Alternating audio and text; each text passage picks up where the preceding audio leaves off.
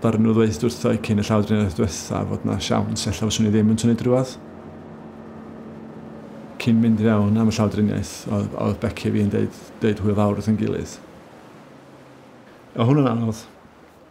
Ac nes i ddeud tyra wrth y plant un hefyd.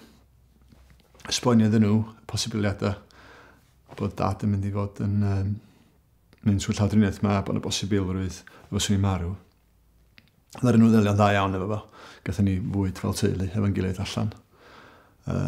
Na'n cyddiad y ffaith bod oedd o'n reit upsetting. Ac y